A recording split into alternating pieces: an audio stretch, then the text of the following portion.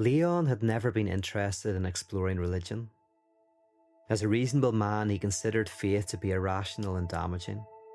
However, one day a friend of Leon's was walking past a small church in the heart of the city and happened to look in. To his amazement, he saw Leon kneeling before some candles and mumbling a prayer. Leon had recently fallen upon hard times, so his friend guessed that this must be the reason for his newfound religiosity. But something seemed amiss, so he entered the church and approached Leon. The sanctuary was dark and almost empty. Sure enough, there he was, crouched on the floor, reciting a religious incantation at the foot of the altar.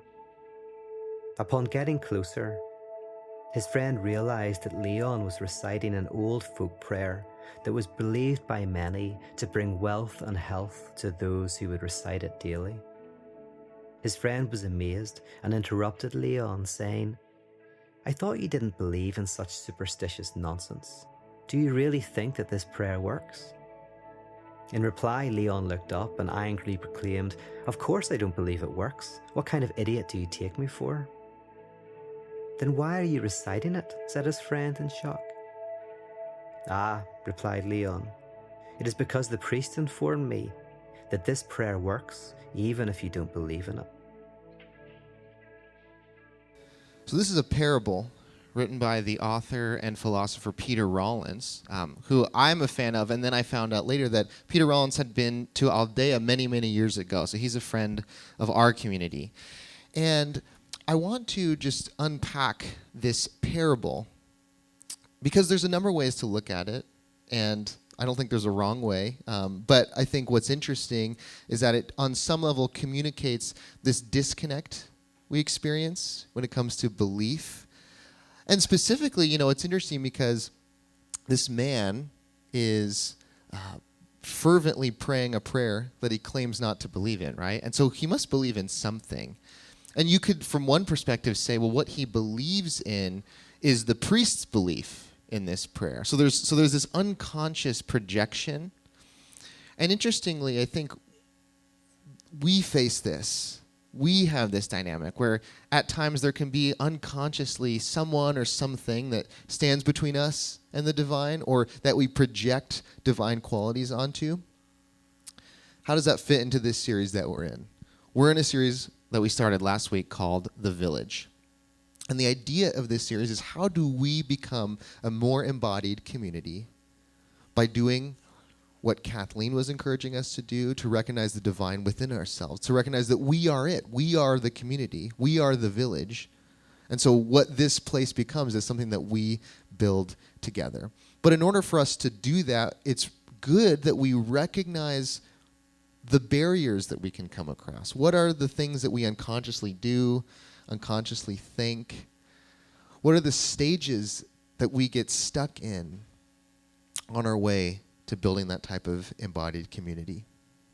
See, in our spirituality, it's very common that we project spiritual authority onto others.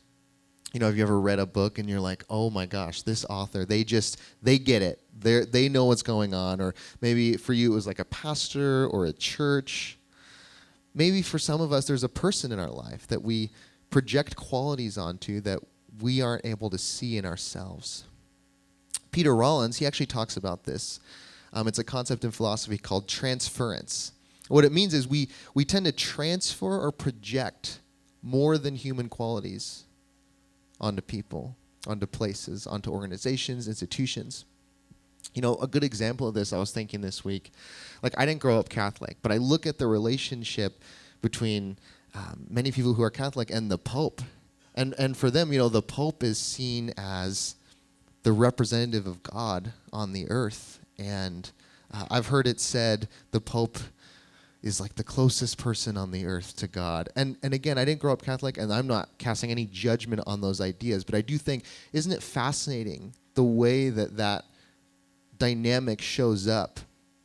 I think we even do this with presidents, like in an election year, we all kind of feel on some subconscious level, if the person I want to win wins, everything's going to be okay, And then we get to where we are now, kind of in the middle of everything, and wherever you're at on the political spectrum. I don't think anyone's like, Biden's crushing it. You know what I mean? But it's just, so that kind of goes away.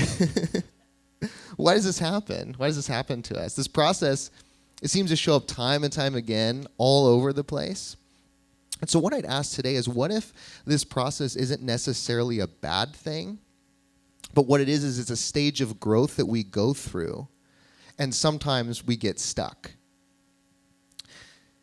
Jesus was walking his disciples through this process, and there were points where they got stuck.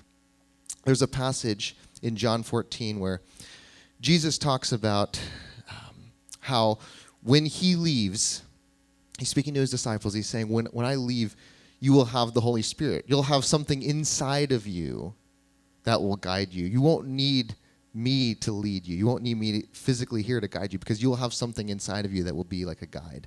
He also says in this same passage in John 14, you will do greater things than I did. So he's passing it on. He's passing the torch. And there's this verse. It's John chapter 14, verse 19. He says, in a little while the world will not see me, but I will not vanish completely from your sight. Because I live, you will also live.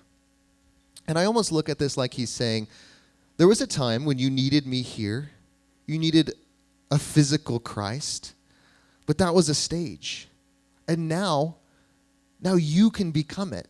And in a way, what he's doing is he's taking that dynamic, that transference, and he's breaking it in a way that actually empowers the disciples.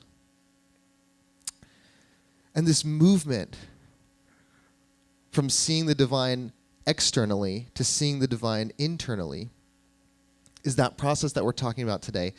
And it's something that psychoanalyst and author Robert A. Johnson, he calls it inner gold. And the way he describes inner gold is it's our self, or it's our soul, it's the self, it's the innermost part of our being. And the way he describes it, this inner gold that we have, it's not something that we create, but it's something that we discover.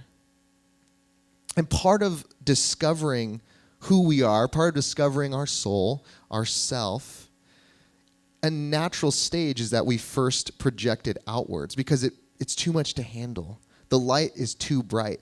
Like, imagine the disciples first meeting Jesus. They were fishermen, okay? They didn't know all that they were capable of in that moment. And so Jesus was there to reveal to them all that they had within them.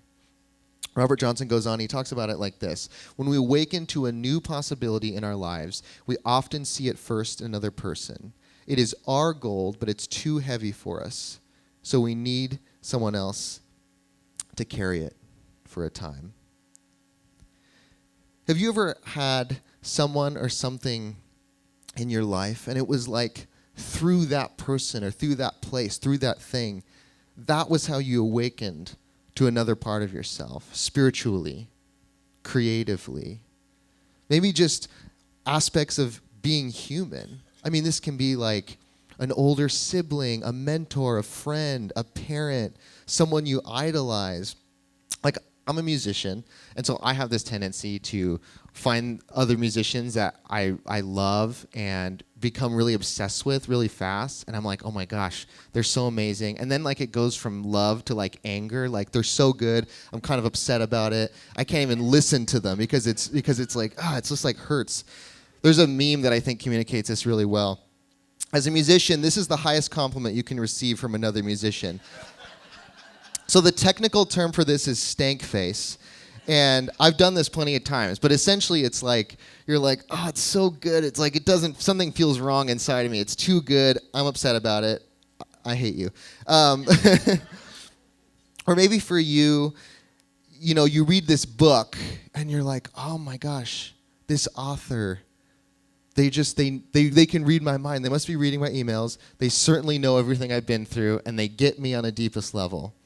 But really what they're doing is they're actually waking you up to the insights already inside of you. We talked a little bit about this last week. Look at that word insight. It's really about insight, the things that you're experiencing within yourself. And yet we so often say, oh, it came from outside. When I was about 10 years old, I started going to church regularly, and I grew up in this pretty large church, and I remember those first couple of years, it was like whenever I would go to this church, it was as if those were the moments when I felt most alive. Those were the moments when I felt like I was waking up to my deepest potential. And it was at this church that I met mentors and people who kind of showed me what adulthood could be. And in so many ways, I looked at them and said, that's what I want to be. And of course, at that time, I didn't realize that they were waking me up to all that I was capable of. At the time, you just go, oh, they're so amazing. But Robert Johnson, he talks about this as a process called holding your gold. In essence, someone else holds your gold for a time. Now, none of this inherently is a bad thing, because like I said before, it's a stage. It's something that we go through spiritually. It's part of us awakening to who we are. And so for many of us, we need that person or that place or that thing to actually help us process. The problem comes when years pass and that person still is holding our gold. What do we think happens then? I mean, think about those moments where someone moves away and you think, I don't know if I'm ever going to feel that same spark that I did. They're not around. Or your children move out of the house for the first time and you think, I don't know if I'm going to be okay. Or you go through that breakup and you're thinking, if that person walks out the door, I don't know how I can continue. Because in some ways we give these people part of ourselves, we give them our gold, and we believe that our greatest potential is in them. Or maybe you have someone in your life where you keep thinking, like, on the subconscious level, everything I do, all the success and the achievements I go for in life, I'm just trying to prove it to you. Like, I'm trying to prove to that person that I made it, right? Maybe it was that person that bullied you in high school. And you're like, you're on social media making posts, and you're like, did they like my post? And they're like, they didn't like it. But you're like, I know they saw it, and that's what's important, you know? That's an indication that there's some projection still in place. There's some transference still in place. There's someone out there that's still holding your gold. Now, what are some problems that can arise with this dynamic? Well, the first thing is if someone's holding your gold, that means that you're not holding it. And that means that you're not getting to experience the fullness of who you are. I look out at a room right now full of people who have so much amazing things inside of you. You already know this. You don't need me to tell you. But for all of us, we all struggle with this. I know I do. We all struggle with this. And it's about unlocking the fullness of who you are and who you're on this earth to be.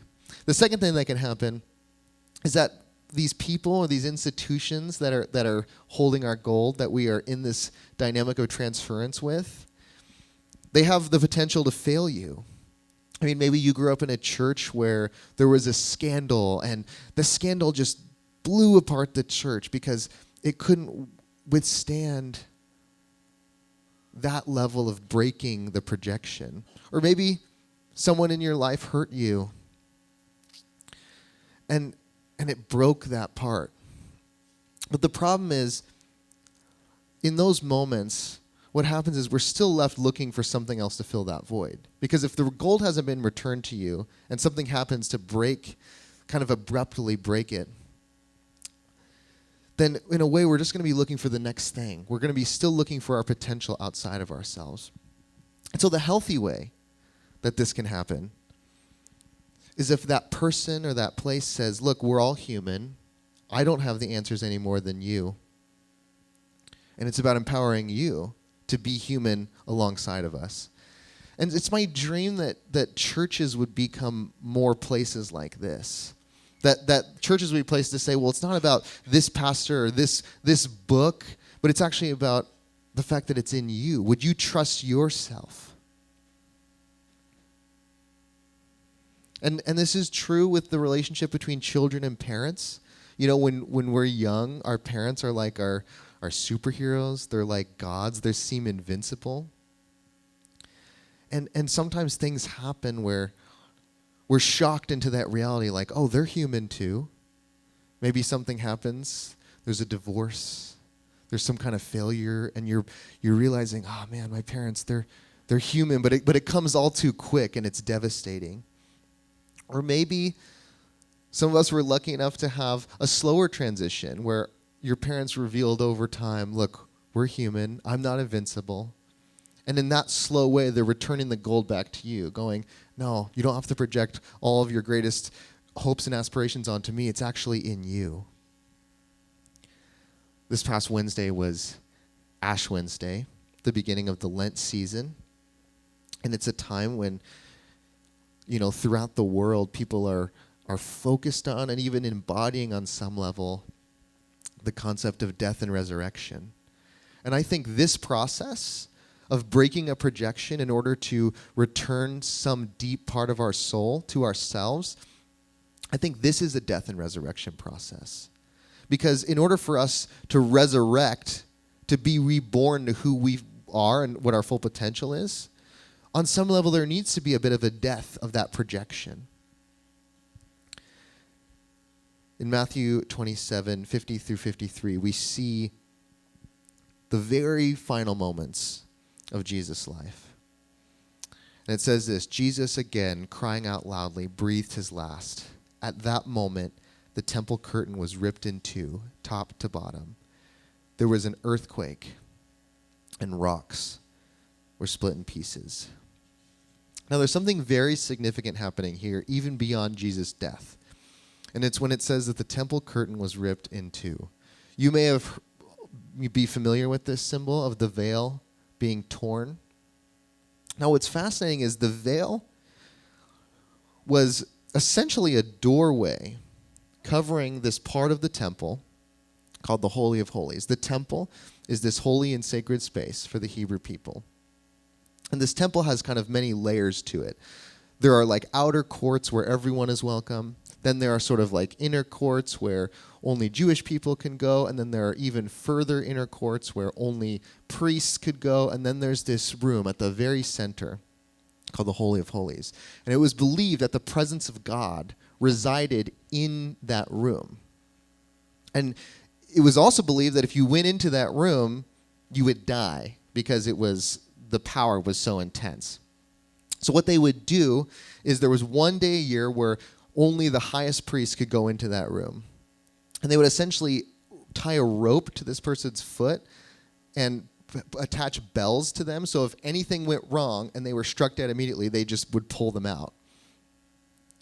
So obviously, this specific physical location holds incredible significance to the Hebrew people. And yet in this moment we see that curtain was ripped in two, top to bottom. It's as if to say, what's behind the veil?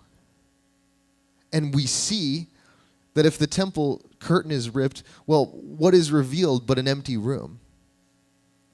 And I would ask, is that saying God is no longer here? Or maybe it's God was never here. God was never just in one place. God was always with and among us the whole time. Now we see that. Now the projection is broken.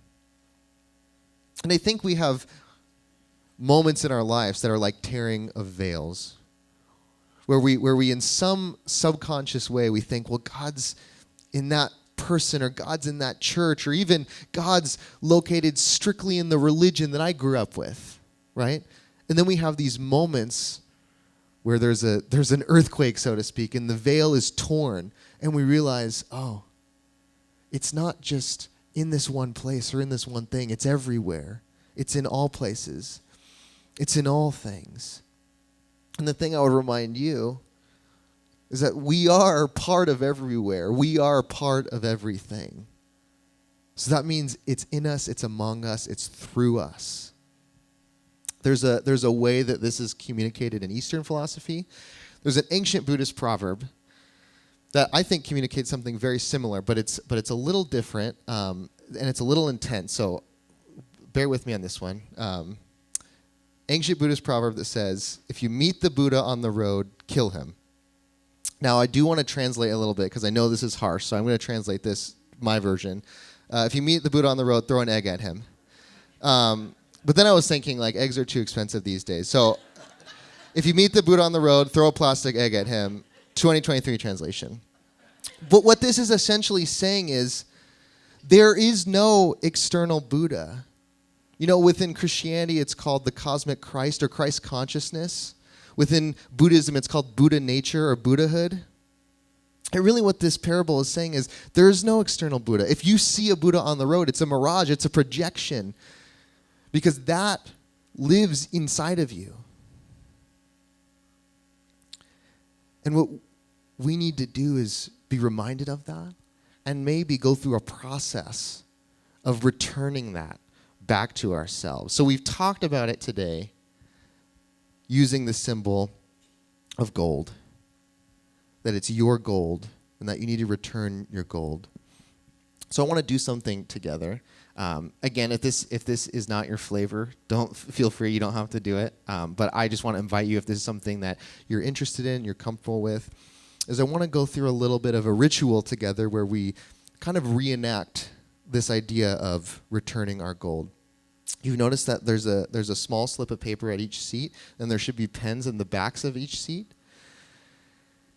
And I just want you to think about some part of yourself, some deep inner quality. Maybe it's just like one word or a couple words. You might be thinking like, this is a really small piece of paper. I get it. It's like one word or a couple words, something really simple that communicates a deep part of yourself that maybe for a long time, maybe even still, on some level, you haven't fully been able to accept or embody that this is your potential. This is who you are because it's been projected outwards. And if this might be a little bit hard for you, I'll just give you an example. For much of my life, I've been surrounded by, really great leaders. And this opportunity of being here at Aldea really is the biggest opportunity of leadership I've ever had in my life. And there was some anxiety going in of like, can I do this? Am I capable? Can I do this? But I realized, and even going through this message, I've been realizing like I've allowed these different people to hold my gold. And God bless them, they were such important parts of my life. They mentored me, so there's nothing wrong with what they did. But in some ways, I look at them and I say, oh, they're a great leader. But I'm realizing they awakened within me the potential that I have. What is that for you today? And so what I would invite you to do is to take some time, think about that, and just write that down on a piece of paper. If it's something that you're comfortable with being shared next week, then you can come up, drop it in this jar. That's one word for it. I don't know what that's called, but it's a really cool glass thing. Drop it in the cool glass thing. And then I would invite you to then make your way over to this side, to this table. And in it, there will be a piece of gold waiting for you. And I hope that gold will symbolize, and you'll hold on to that, and you'll take it home. And every time you look at it, you remember that piece of yourself that's within you. It's not out there anymore. It's inside of you. Now, of course, it's not real gold, because then we have to do a pledge campaign for that as well. I didn't want anyone coming up here and being like, trying to bite it like, this isn't gold. And then lastly, what I want to invite you to do is, if you want to, you can light a candle. And that candle can represent you releasing and freeing that person or that thing from this projection. Because for many of us, that person wasn't even intentionally doing it. It's not always a malicious thing. Sometimes it's someone we love so dearly. And by lighting this candle in this moment, you're saying, I'm freeing myself from this, and I'm freeing you from this. So now our relationship, if any, can be free of this weight and free of this projection. I release you from bitterness. I release you from resentment. Be you, and I will be me. So there's some music's going to play, and I just want to invite you over these next few minutes to think about this and participate in this ritual. I think we're a place where, on some level, we demystify spirituality, because so much of what we're saying is we're all human, we're all fallible, and spirituality isn't leaving behind the human, but it's actually fully inhabiting it. It's fully embodying it. It's why the marquee out there says a place to be human. So we demystify spirituality, and yet also on some level I think we remystify spirituality. Because if we're saying, look, we're human, we haven't figured out God, we haven't figured out spirituality, then we can re-engage mystery together, hand in hand. And I want to remind you, Richard Rory says it like this: mystery isn't something that is unknowable. It's not something that we can't know or can't understand, but it's something that is endlessly knowable. And I think the world needs more places like this, places that break that projection, that break the transference, in order to re-empower the community. Places that are in service of returning the gold back to us so that we can live full, meaningful lives, embracing who we are created to be. And again, I just want to kind of close and reiterate the pledge that we talked about starting last week. And I also just want to say, if you're new or you're visiting and you're checking us out and you're kind of like, all right, this is cool, but I don't know if I'd necessarily consider Aldea my home just yet. We love you. We're so glad you're here. And you don't need to worry so much about this. But if you're someone where you look at this place, you look around you right now and you say, this is my village, this is my home. Last week I asked if you would just make some space for yourself over the next couple of weeks to think about what your intention would be in helping support Aldea over this next year. And I think today, with everything that we've been talking about, I'm realizing, I know that I dream that this is a place where we can break the cycles of what often a church has done to us, has made us experience religion in a certain way, and I dream that this is a place where we can in some ways break or subvert that. And the things that we're doing in this room right here, right now, I think are part of that. So that's a dream of mine. But I would wonder for you, what is your dream for this place? What do you dream that Aldea could be in the years to come? And I would just invite you, as you're thinking about your pledge, would you put that intention into your pledge? That it's not just a monetary amount, but it's an intention about what you dream that the impact of this place could be. Not only that, make that intention known. Make it known to those around you. Make it known to me. Because we're here to support those dreams. And I believe that those types of dreams, those types of intentions are transformative. So we're going to transition into our discussion time. If you're new with us, we usually take the last part of service to gather around tables or turn the chairs around and just reflect on what we just heard. And so the first thing I'd ask you is this: do you relate to the experiences of transference or inner gold? And the second is, what does the tearing of the veil mean to you? All right, discuss.